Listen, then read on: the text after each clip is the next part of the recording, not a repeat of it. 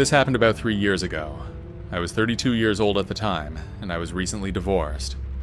Even though the breakup was tough, I was still on good terms with my ex-wife. That's why I decided to go to her wedding, which she invited me to. It was in a small town about 4 hours away from where I was living. I'm not big on driving, mostly because I work from home and don't really need to. I'd sold my own car a while back, so when I do have to drive, it's usually in a rental. I'm not great with directions either, so I was relying on the map on my phone. I didn't have a GPS setup or dashboard screen, just the phone. I got the rental early in the morning and set off. Before going to the highway, I pulled into a gas station, filled up the car, and studied the map on my phone for a few minutes. It was pretty simple, but every so often, I'd pull over to check where I was supposed to go next. The wedding was nice. It was a small gathering at a banquet hall in the country. I knew a few people there, mostly through my ex, and we all made polite conversation, although it was kind of awkward at times. She seemed happy though, and that was good enough for me. I'd been there long enough to eat and watch the first dance, but I decided to head back early. It was already dark by then, and I'm not a big fan of night driving, but I figured I'd be fine. On the way back, I ran into signal issues. My phone's map app kept freezing or refusing to load. It worked just fine on the drive up, so I was expecting the same on the way back. But after 20 minutes of guessing at turns and hoping I was still on the right highway, I decided to pull into a rest stop. It was after midnight, and the lot was almost empty except for a few trucks parked along the far edge. I parked under one of the streetlights near the bathroom, and the light flooded in through my back window. The glow from my phone's screen felt harsh compared to the darkness outside. I tried reloading the map, tapping the screen, and watching that little loading wheel spin like it was stuck. I leaned back in the driver's seat, letting out a slow breath and waiting for it to show up. At the time, I wasn't sure if I was lost, but I really didn't want to guess at where I was going. I'd been sitting there for maybe 5 minutes when I heard a soft tap on the passenger side window. It was so light that at first, I wasn't even sure I'd heard it. I glanced over, expecting to see someone, but there was nothing there. I squinted through the glass, leaning forward a bit to get a better look. Still nothing, but with the lights on in my car, it was hard to see much outside at all. I figured maybe something had fallen from one of the trees near the edge of the lot. I went back to the phone, tapping the screen again to try and get the map to load. A few seconds later, I heard another tap, this time 2 sharp, hard knocks on the back window. It was louder than before, and it came from behind me. I turned around, expecting to see someone standing there, but there was no one. I'm not the kind of person who jumps to conclusions, but that's the kind of thing that's hard to explain away. I sat still for a second, gripping the steering wheel tight. My eyes darted from the side mirrors to the rear view, trying to spot any sign of a person. The big rigs at the edge of the lot weren't moving. Their cabs were dark, no headlights on, no sign of life. I scanned the area again, looking at the line of trees behind the lot. Again, nothing stood out. I'm not sure how long I sat there, but it was long enough. I'm not one to panic, but I'd be lying if I said I wasn't on edge. I'd seen enough news stories to know this was the part where something bad usually happens. I'd had enough. I shifted into drive and backed out of the spot. As soon as the car rolled back a foot, I felt a hard bump. It wasn't like hitting a curb or a pothole. It was softer, but big enough to jolt the car. I slammed on the brakes, and my heart felt like it stopped along with the car. For a second, I sat frozen, trying to figure out what I'd hit. Then I heard a low, strained groaning coming from under the car. I reached for the door handle, then opened it just enough to lean out. I looked down and saw a man. He was half under my car, with one hand pressed to the ground, like he was trying to push himself up. I closed the door and locked it. My fingers fumbled with my phone as I hit 911 and put it on speaker. I told the dispatcher where I was and what had happened. "There's a man under my car," I said. "I think I ran him over." She asked if the man was still there and if he was conscious. I glanced down through the window. He'd managed to get his head and one arm free but wasn't standing up. He was just lying there. The first officer showed up in less than 10 minutes. I stayed in the car with the doors locked the whole time. When the officer pulled in, I finally got out. I tried to explain everything, but I'm not sure I made much sense. The officer kept calm and told me to take a breath and walk him through it, step by step. While we talked, more police cars and an ambulance arrived. 2 EMTs crouched down by the man and checked him over. They loaded him onto a stretcher and into the ambulance. One of the officers pulled me aside and said, "Don't worry, you're not in trouble. We've got it on record that you called it in right away." I nodded, but didn't say much else. A couple of days later, I got a call from the police department. Turns out he'd been carrying an illegal gun. He had a criminal record too, including robbery and assault, stuff like that. The officer on the phone said, "Looks like he was trying to get you to step out of the car." I didn't know what to say to that. The whole thing stayed with me for a while. I'd replay it in my head over and over again. If I'd gotten out of the car that first time, I'm pretty sure it would have gone a lot differently. I'm not much for what ifs, but that one's hard to shake. I've rented cars since then, but never had anything happen like this.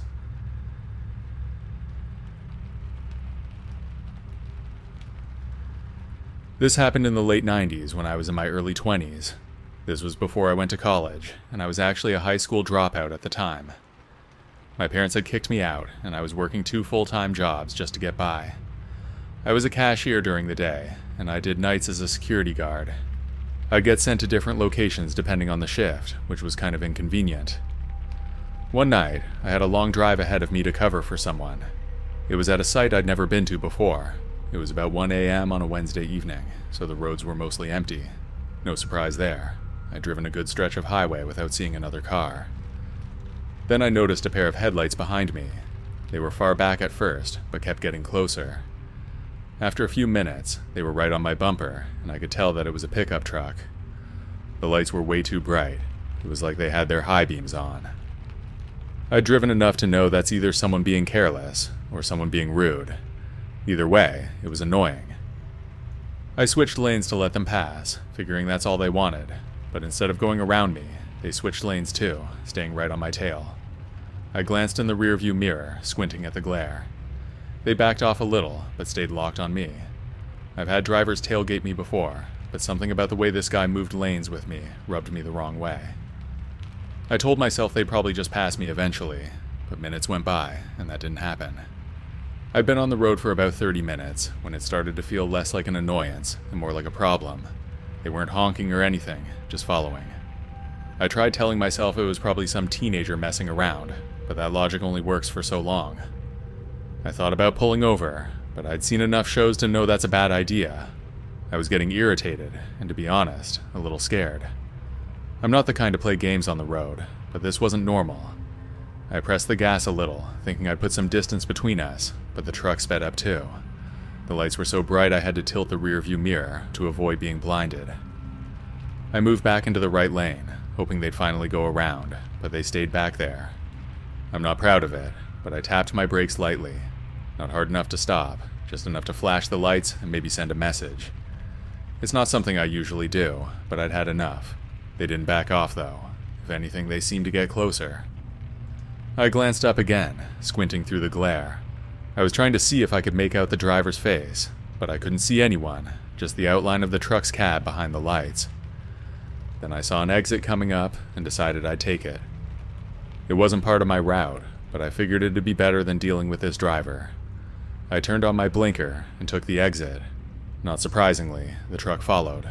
I'd be lying if I said I wasn't nervous. The road off the highway led into a small town, which was made up of empty streets and closed-up shops. I took a right at the first light, then another turn a few blocks down. I kept checking my rear view, and for a second, I thought I'd lost them. But as I turned onto a side street, the same headlights appeared behind me, slowly rounding the corner. I'd been driving in circles for a few minutes, and I knew I couldn't keep doing that forever.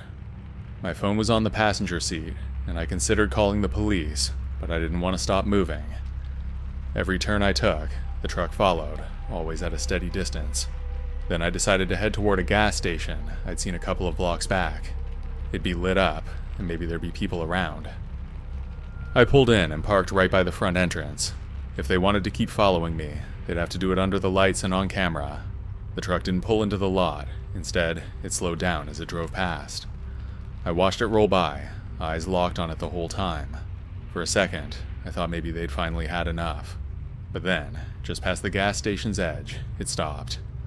It didn't turn around, didn't drive away. It just sat there, idling at the side of the road with its headlights still on. I sat there and watched for a while, then the truck's headlights suddenly went off. I'm not sure why that made it feel worse, but it did. My eyes stayed on that spot by the road, watching for any movement. I'm not sure how long I sat there, but eventually, I decided to leave the parking lot. On my way out, I passed the truck one more time. Out of curiosity, I looked in through the windshield, but it was completely empty. I'm sure that nobody got out, because I was watching the whole time. That was when I was sure it was somebody messing with me. It was probably some teenagers doing a prank, but it's pretty dangerous to chase someone around with high beams on. I could have been killed.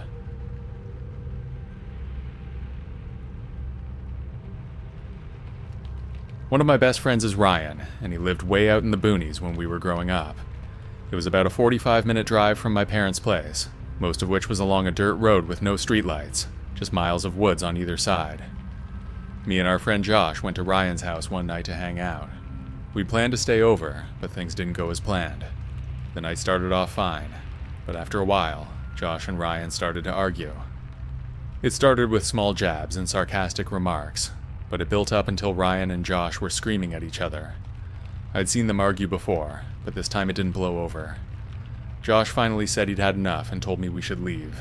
It was already around 2 a.m., and I figured getting out of there was the best option. The two of them had been drinking, but luckily, I was sober so I could drive. We got into my car and started down the long dirt road. It was a dark night, and the only light came from my headlights. The road felt rougher than usual, with every bump rattling the car. I was tired but focused, keeping my eyes on the narrow path ahead. After about 10 minutes of driving, I saw someone walking on the side of the road. It caught me off guard, because there's nothing out there. Not many houses, and no stores or businesses. He was moving slowly, head down, wearing a dark jacket with the hood up. As my headlights hit him, he lifted his head and looked right at me. His face was blank, like he was just watching me pass by. It was strange, and I didn't stop. People walking on that road in the middle of the night aren't usually people you want to meet. I glanced over at Josh, but he didn't say anything. He had his arms crossed, staring straight ahead. He was still a bit grumpy from the argument with Ryan. The person then faded into the darkness behind us. I kept my eyes on the road, but I could feel the tension growing in the car. Josh was quiet, and I could tell he was still thinking about the argument with Ryan, replaying it in his head. I didn't say anything because I didn't want to start another fight. I just wanted to get home. We drove in silence for a while longer, then Josh started arguing with me. Without getting into the details, he thought I had taken Ryan's side in the earlier fight. After a bit of immature bickering, Josh told me to pull over. I thought he was joking, but he wasn't. "I'll walk," he said. I tried to tell him it was a dumb idea, but he wasn't hearing it. I pulled over, thinking he'd come to his senses after a minute or two, but he didn't. He got out and started walking down the road. I sat there for a bit, watching him go. I thought about driving after him, but I'd seen him do this before. He'd walk for a few minutes, then calm down. I decided to drive ahead a little and wait for him to catch up. I'd barely driven 5 minutes when I lost sight of him around a bend. I figured I'd stop up ahead and give him time to cool off. I glanced at my phone to see if he'd texted me, but there was nothing. I checked for a call, but still nothing. I decided that I'd wait a little longer before calling him myself. Then my phone rang, and it was Josh. I picked up, expecting him to say he'd cooled off and wanted a ride, but it was more than that. His voice was frantic, and he was breathing hard like he'd just sprinted. "Come back," he said. "Come back now." His voice was shaking, and it sounded like he was on the verge of crying. I didn't ask questions, I just turned around. I drove back fast. My headlights carved through the darkness, but everything outside that beam was pitch black. I kept looking for Josh, but he wasn't where I'd left him. I drove slowly, and my eyes were darting around.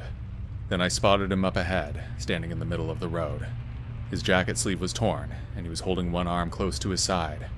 I pulled up next to him, and he climbed into the car. As soon as I saw him, I noticed that he was covered in blood. It was smeared on his arm, soaking his sleeve. It wasn't just a little cut. It looked like he'd been in a fight. "What happened?" I asked, driving forward slowly. He didn't answer right away. His head was down, and he was still breathing hard. "I think I killed him," he finally gasped. I glanced over at him, trying to process what he'd just said. Killed who? Josh ran a hand over his face. He looked exhausted and shaken. "He grabbed me," he said quietly. "I fought back.